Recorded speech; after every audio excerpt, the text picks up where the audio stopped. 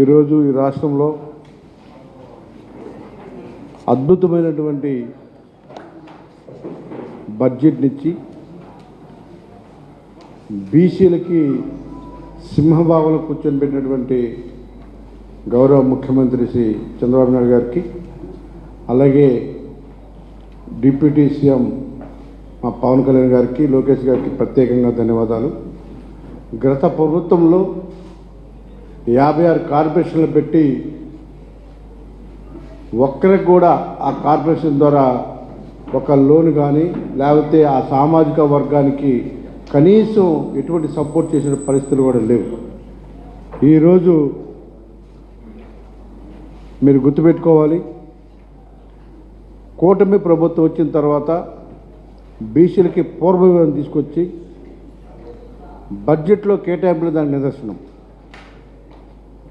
బీసీలకి గతంలో ఏవైతే తెలుగుదేశం పార్టీ ఉన్నప్పుడు ఆదరణ ద్వారా చేతి వృత్తుల వారికి కొంత ఫైనాన్షియల్గా సపోర్ట్ చేసి వాళ్ళకి కావాల్సిన పనిముట్లు అందించడము, సెల్ఫ్ ఎంప్లాయ్మెంట్ స్కీమ్ ద్వారా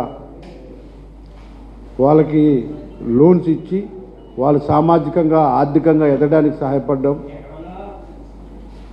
ఎన్బిఎఫ్సి ద్వారా కార్ లోన్స్ ఇచ్చి వాళ్ళు ఆర్థికంగా వాళ్ళకి ఎంతో సపోర్ట్గా నిలవడం, ఈ విధంగా ఎన్నో రకాలుగా బీసీలకు చాలా సపోర్ట్ చేస్తున్నటువంటి ఈ కూటమి ప్రభుత్వానికి మనస్ఫూర్తిగా ధన్యవాదాలు తెలియజేస్తూ ఉన్నాం.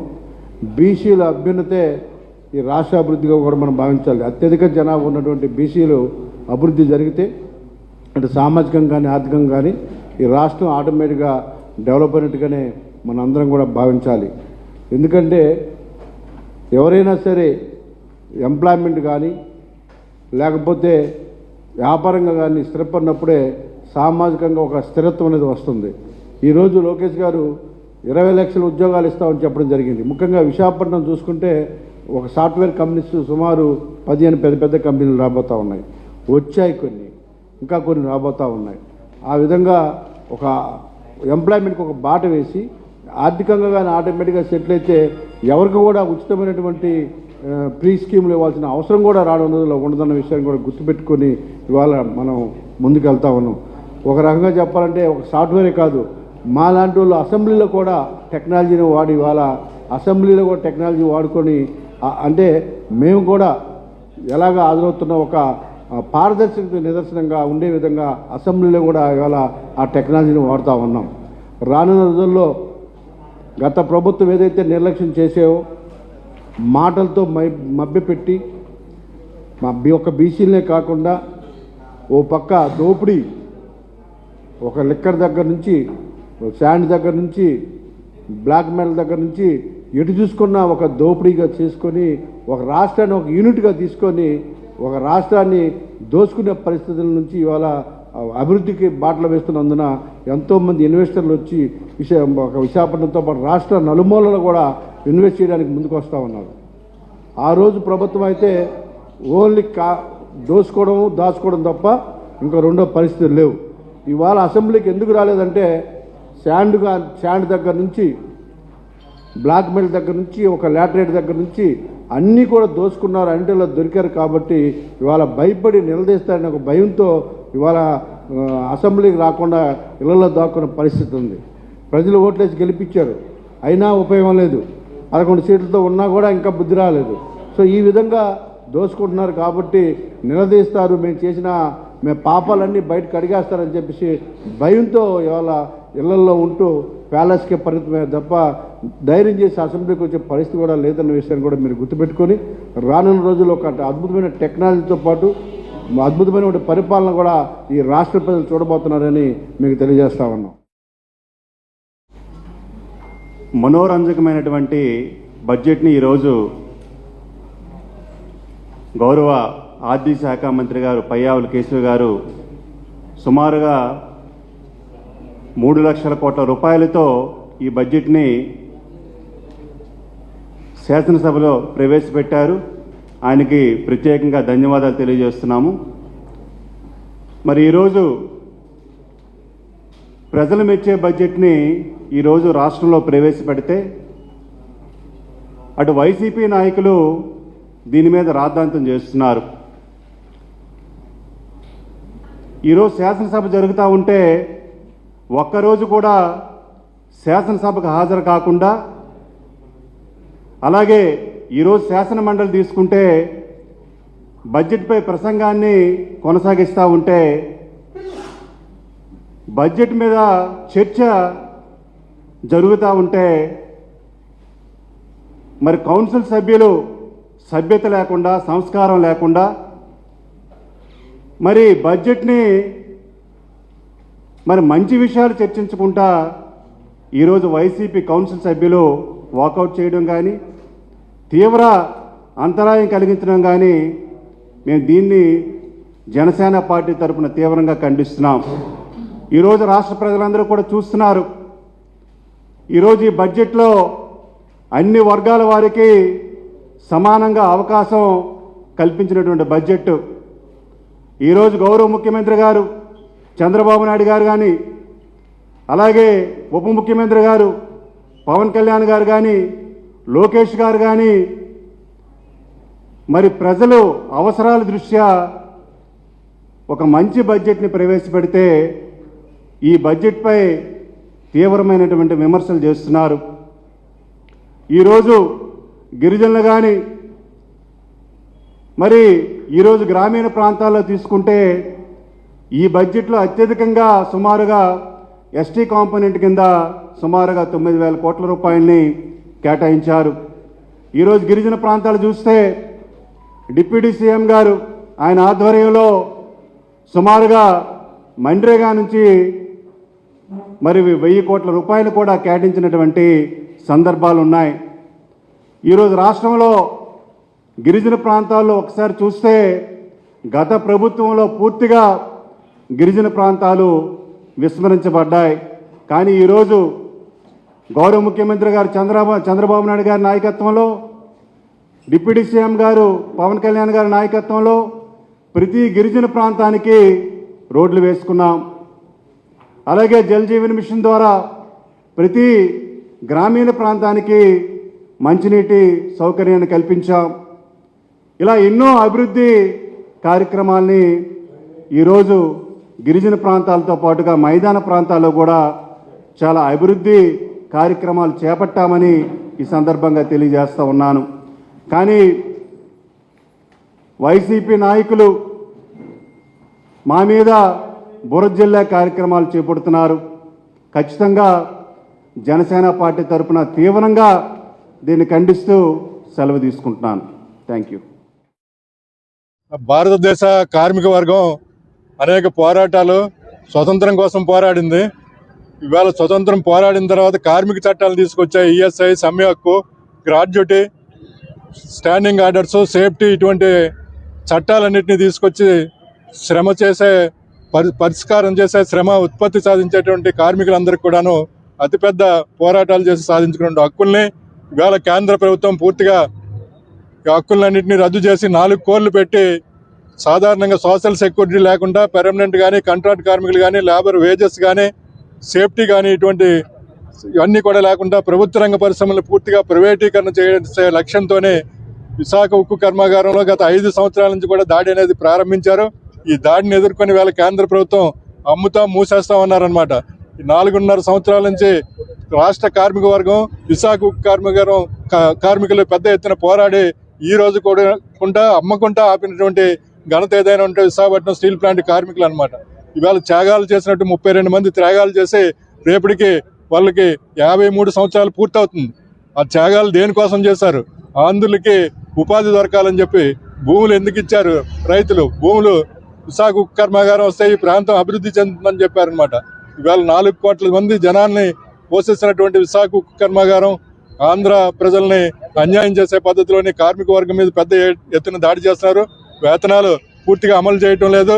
అలాగే అలవెన్స్లు పూర్తిగా ఆపారు.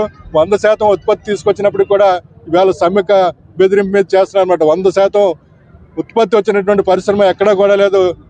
వేళ కేంద్ర ప్రభుత్వం ప్యాకేజీ పేరు మీద 10,000 మంది కాంట్రాక్ట్ కార్మికుల్ని, పర్మనెంట్ ఎంప్లాయీస్ని తగ్గించారు. వేల మందికి విద్యార్థులకి విద్య లేకుండా పోయింది. ఈ విశాఖ ఉక్కు కర్మాగారానికి ఇంత పెద్ద ఎత్తున దాడి చేస్తున్నటువంటి ఈ దాడిని ఎదుర్కొంటాం. రేపు జరిగేటువంటి ఫిబ్రవరి 18వ తారీఖున RINL ఫార్మేషన్ డే అన్నమాట. ఈ RINL ఫార్మేషన్ డేలో ఎవరైతే 32 త్యాగాలు చేశారో వారి యొక్క కృషి, వాళ్ళ యొక్క ఫలితాలని 30-40 సంవత్సరాల పాటు విశాఖ స్టీల్ కార్మిక వర్గం లక్షల కోట్ల రూపాయల ఆస్తులు పెంచి లాభాలు తీసుకొచ్చి పరిశ్రమలను ప్రాంతంలోనే అభివృద్ధి చేసి 7.3 మిలియన్ టన్స్ తీసుకొచ్చినటువంటి విశాఖ ఉక్కు కర్మాగారాన్ని నువ్వు ప్రైవేటీకరణ చేయాలని చెప్పేసి కార్మిక వర్గం మీద షోకాజ్ నోటీసులు ఇచ్చి, అలాగే ఇంకా బెదిరింపులు చేస్తున్న లేబర్ కమిషన్ ఇచ్చిన ఆదేశాలు కూడా అమలు చేయకుండా నువ్వు ప్రయత్నిస్తే మటుకు కుదరదు. ఈ రోజు సింబాలిక్ గా ఈ ధర్నా అనేది జరుగుతుంది. రేపు JCL దగ్గర నువ్వు ఏదైతే అమలు చేస్తా అన్నావో అమలు చేస్తున్నటువంటి వేజెస్ కానీ, పెండింగ్ జీతాలు కానీ ఇవన్నీ కూడా అమలు చేసి ఇవాళ ఉన్నటువంటి షోకాజ్ నోటీసులు, వార్నింగ్ లెటర్లు కూడా ఉపసంహరించుకోకపోతే ప్రత్యక్ష పోరికి స్టీల్ కార్మికులు అందరం కూడా ఐక్యంగా పోరాడతామని చెప్పేసి ఈ 32 మంది ప్రాణాలు ఆత్మకి మంచి చేసినటువంటి వాళ్ళు ప్రజానికానికి, శ్రామికులకి ఇచ్చినటువంటి మంచి ఆలోచన ఫ్యాక్టరీని కాపాడుతామని చెప్పేసి ఈ సందర్భంగా మీ అందరికీ తెలియజేస్తూ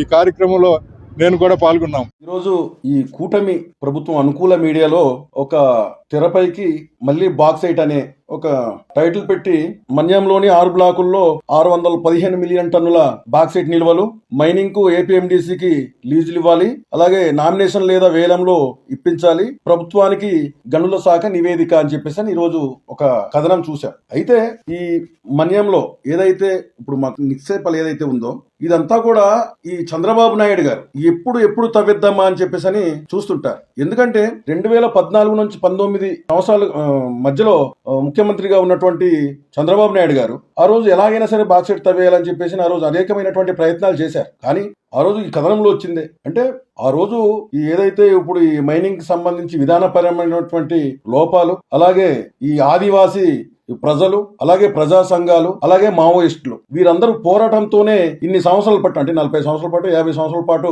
ఆగింది అని చెప్పేసి కూడా ఇందులోనే రాశారు. ఈరోజు గడిచినటువంటి జగన్మోహన్ రెడ్డి గారి పాలనలో 5 సంవత్సరాలు ముఖ్యమంత్రిగా ఉన్నారు. అంతకు ముందు అధికారంలోకి రాకముందు చింతపల్లిలో బాక్సైట్ కి వ్యతిరేకంగా ఒక సభ ఏర్పాటు చేశారు. అందులో వేలాది మంది ప్రజలు వచ్చారు. ఆ ప్రజల సమక్షంలో జగన్మోహన్ రెడ్డి గారు ఇప్పుడు టీడీపీ అంటే చంద్రబాబు నాయుడు గారు ఒక మోసపూరితమైనటువంటి వ్యక్తి, ఈయన ఖచ్చితంగా మిమ్మల్ని ఎప్పుడు మోసం చేశాడని చెప్పేసి చెప్పారు. కానీ ఇక్కడ గిరిజన ప్రాంతంలో ఉన్నటువంటి ప్రజలందరికీ కూడా చంద్రబాబు నాయుడు గారు మోసపూరితమైన మనిషి, ఒక మోసం చేసే వ్యక్తి అని చెప్పేసి అందరికి కూడా తెలిసిన విషయమే. అప్పుడు జగన్మోహన్ రెడ్డి గారు నేను అధికారంలోకి వచ్చిన తర్వాత ఖచ్చితంగా ఈ మైనింగ్ ఏదైతే బాక్సైట్ ఈ తవ్వకాలు మైనింగ్ కి సంబంధించినటువంటి జీవో ఏదైతే ఉందో ఖచ్చితంగా నేను రద్దు చేస్తానని చెప్పేసి మాట ఇచ్చిన మాట ప్రకారం మా జగన్మోహన్ రెడ్డి గారు ఆ రోజు నెల రోజుల కాలంలోనే జీవో నెంబర్ 97 రద్దు చేసి గిరిజనులు పక్షపాతిగా నిలిచినటువంటి వ్యక్తి మా గౌరవ మాజీ ముఖ్యమంత్రి శ్రీ వైఎస్ జగన్మోహన్ రెడ్డి గారు. కానీ ఈ కూటమి ప్రభుత్వం కుటిల ప్రయత్నాలు అంటే ఇప్పుడు 2014 నుంచి 19లో చేయలేకపోయాం కాబట్టి ఈ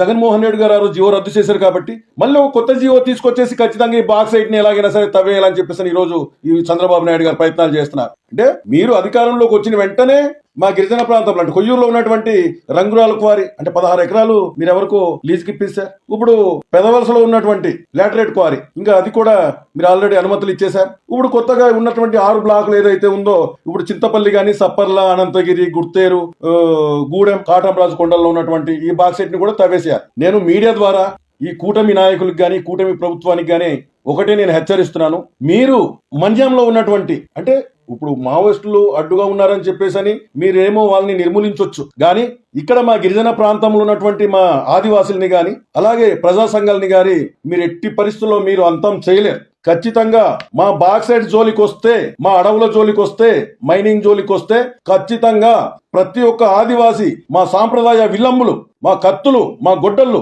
మేము పట్టుకొని ఖచ్చితంగా మిమ్మల్ని బాక్సైట్ ని అడ్డుకునే తీరుతామని చెప్పేసి కూడా ఈ సందర్భంగా తెలియజేస్తున్నాం. అదే విధంగా మీరు చేస్తున్నటువంటి ఇలాంటి మోసపూరితమైనటువంటి పనులు గాని అలాగే ఇలాంటి కుట్రలు గాని ఇలా కుళ్ళు కుతంత్రాల్లో నిండినటువంటి మీ ఆలోచన విధానాన్ని ఈ ఆదివాసీ ప్రాంతంలో ఉన్నటువంటి ప్రజలందరూ కూడా ఎప్పుడో పసిగట్టేశారు. కాబట్టి మీకు ఏ సందర్భంలో కూడా ఇక్కడ అవకాశం ఇచ్చినటువంటి పరిస్థితులు ఇక్కడ లేదు. మీరు ఏ సందర్భంలో పోటీ చేసినా సరే ఇప్పుడు కింద ఉన్నటువంటి ఒక సార్వత్రిక ఎన్నికల్లో గాని లేదా స్థానిక ఎన్నికల్లో ఎన్నికల్లో కానీ ఖచ్చితంగా వైఎస్ఆర్ కాంగ్రెస్ పార్టీకే పట్టం కడతారు తప్ప మీకైతే అవకాశం ఇచ్చడం లేదు. కారణం మీరు చేస్తున్నటువంటి మోసాలు. అంటే గిరిజన ప్రాంత ప్రజానికానికి ఏ రకంగా నష్టపోయినా పర్వాలేదు, వాళ్ళు ఏ రోడ్డు మీద పడ్డా పర్వాలేదు, అంటే ఇక్కడ ఉన్నటువంటి ఆదివాసీలందరూ అడుక్కు తిన్నా పర్వాలేదు, కానీ మేము వాళ్ళకు ఉన్నటువంటి ఏదైతే ఖనిజ సంపద ఉందో దాన్ని మొత్తమే దోషించుకోవాలనే ఆలోచనతో ఈ రోజు మీరు చేసినటువంటి ప్రయత్నాల్ని ఖచ్చితంగా ప్రతి ఒక్కరు కూడా, అంటే ముస్లిం నుంచి కుర్రోడ్ వరకు పసికందు వరకు కూడా, పసికందులు కూడా మీ మీద తిరగబడే రోజులు ఉంటాయని చెప్పేసి కూడా ఈ సందర్భంగా మీకు హెచ్చరిస్తున్నాను. ఈ విషయంలో ప్రభుత్వం తీసుకున్నటువంటి చర్యలేవి అని